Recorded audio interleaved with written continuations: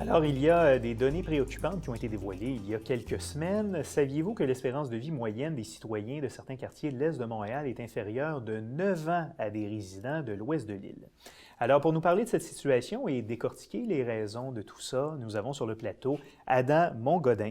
Il est coordonnateur de la santé publique pour le CIUSSS de l'Est de l'île de Montréal. Voilà, Monsieur Mongodin, bonjour. Bonjour. Bienvenue au bulletin. Donc, les données auxquelles je faisais référence, cette différence d'espérance de vie-là, donc c'est des données que vous avez publiées. D'où proviennent ces données? De l'Institut national de la statistique du Québec et du ministère de la Santé. Donc, ce sont des données qui sont collectées année après année et qui sont publiées régulièrement, qui sont disponibles. Et que votre organisation, donc, republie. Exactement.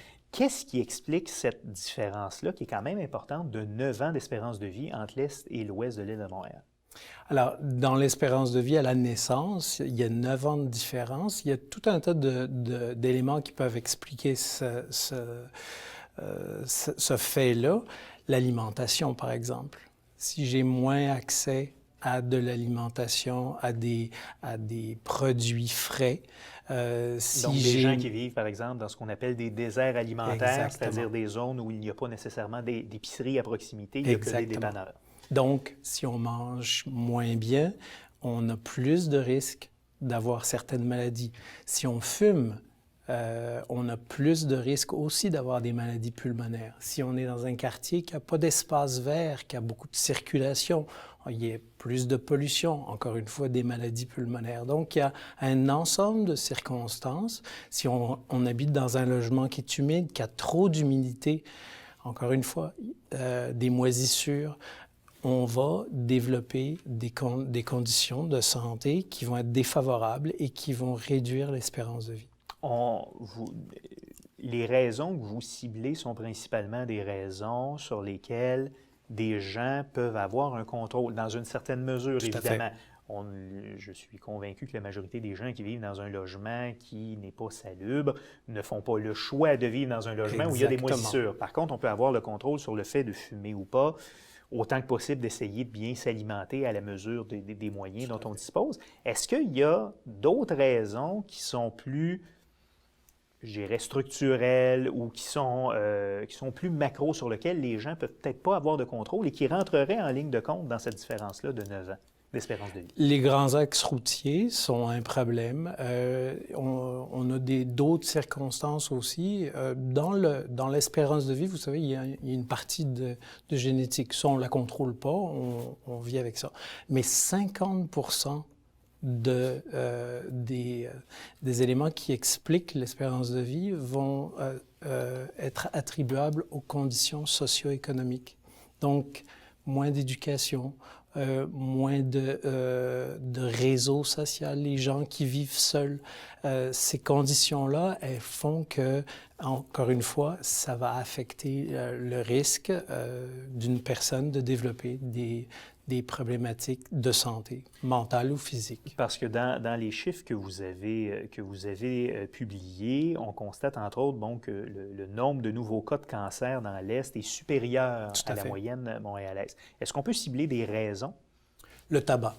Principalement le tabagisme. Et il y a une différence importante dans la consommation de tabac entre l'Ouest et l'Est? Tout à fait. Il y a une différence importante. On va retrouver des circonstances au niveau respiratoire. Au niveau pulmonaire, les maladies chroniques vont réduire de beaucoup la capacité des gens de pouvoir faire de l'exercice, de pouvoir vivre. Et une des causes de ces maladies pulmonaires obstructives, c'est souvent le tabagisme. Exactement. Pas exclusivement, mais c'est souvent ça. Et ça l'accentue beaucoup. D'accord. Un autre élément, je vous dirais, c'est le recours aux services préventifs, c'est-à-dire d'aller voir le médecin, d'aller faire des tests de dépistage. Dans l'Est, on utilise moins ces services-là qui sont là pour prévenir des maladies. Donc, on va arriver à l'hôpital avec un cancer qui va être plus avancé qu'ailleurs. Est-ce que vous savez si il y a aussi une différence entre l'Est et l'Ouest dans la proportion de gens qui ont accès à un médecin de famille? Elle est sensiblement la même. Ah, OK. Donc, ce ne serait pas l'accessibilité Non. à des services de santé qui serait en cause dans ce cas-là. Non, c'est le recours aux services préventifs. Et ça va encore une fois avec l'information, d'écouter les gens, de les informer et de pouvoir les sensibiliser à l'importance des dépistages à certains âges de la vie. On vieillit, on développe des maladies, de les prendre plus tôt vous donne plus d'espérance. C'est une des façons, dans le fond, de pouvoir contrer ces statistiques-là, ou ne pas être dans la statistique, mais d'essayer d'être au-delà de ça. Bon, vous êtes coordonnateur de la santé publique pour l'Est de l'île de Montréal. Est-ce qu'il y a des solutions qui existent, des choses qui sont à portée de la main? Évidemment, arrêter de fumer, on s'entend. Outre ça, quelles sont les autres choses que pourraient faire des individus sur une base personnelle pour essayer d'améliorer leur santé, leur espérance de vie aussi? Alors, la santé, évidemment, c'est pas juste ne pas être malade, c'est aussi faire des choix de pouvoir rester en santé, de pouvoir améliorer, de marcher quotidiennement, de pouvoir bien s'alimenter, de pouvoir réduire sa consommation de sucre, de sel. Ça, ce sont des petits gestes qui vont éventuellement porter fruit. Donc voilà. Et au moins, à défaut d'avoir un contrôle, comme vous le mentionniez, sur les grands axes routiers ou sur la présence du port de Montréal ou de différentes grandes installations, ça, au moins, c'est quelque chose sur lequel chaque individu a un contrôle. Tout à fait. D'accord.